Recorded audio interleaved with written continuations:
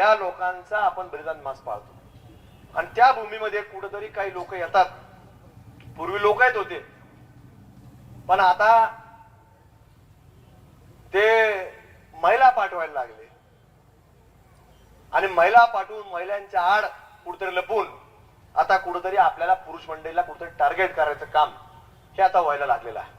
मग त्यांना वाटलं की कुठेतरी आता महिला पाठवली, आपले काही लोक त्यांच्या अंगावर जातील, त्या महिलेला कुठेतरी काहीतरी करतील आणि मग त्याचा आपण कुठेतरी राज्यभर देशभर आपण कुठेतरी आमच्या महिलेला असं केलं. अरे लांबून कुठेतरी शूटिंग काढत असणार कुठेतरी, हे असं काही करत नाही. तुम्हाला सांगतो, आज वाघमारे साहेब आपण सांगितलं की अहिल्यानगर मध्ये महामानव विश्वरत्न डॉक्टर बाबासाहेब आंबेडकरांची विटंबना झाली, छत्रपती संभाजीनगर मध्ये विटंबना झाली.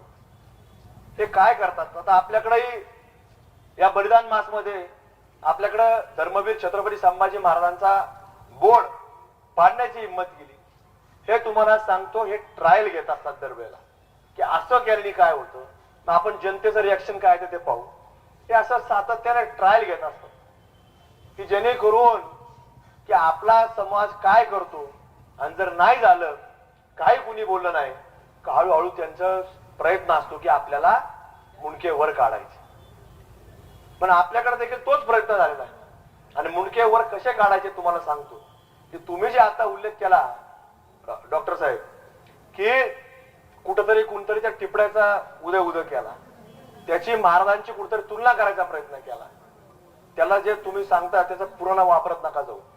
ते सुलतान बिलतान नाही, ते टिपड्या आहे, त्याच्यापेक्षा वेगळं काही नाही. काय होतं, आपणच त्याचं नाव कुठेतरी पूर्ण घ्यायचं. कोण होता तो? त्यांनी आपल्या माय माऊलींची आबरू लुटलेली, त्यांनी अनेक शेकडो लोकांचं धर्मांतर केले, रेकॉर्डवरती पुस्तकामध्ये लिहिलेलं आहे. आणि त्याला कुठेतरी आपण पूर्ण वापरायचं, त्याला कुठेतरी सुलतान म्हणायचं. कसला सुलतान? त्याला कामाला सुद्धा कोणी ठेवणार नाही. अशा लोकांना जो बलात्कारी व्यक्ती असतो, बलात्कारी व्यक्ती किंवा बलात्काराला समर्थन करणाऱ्या व्यक्तीला तुम्हाला सांगतो कधी कुणी सुलतानाची उपमा देऊ नये. या महाराष्ट्रामध्ये देशामध्ये सुलतान कुणी झाले नाही, फक्त राजे झाले आणि ते दोनच झाले, छत्रपती शिवाजी महाराज आणि धर्मवीर छत्रपती संभाजी महाराज. दुसरं कुणी झालं नाही.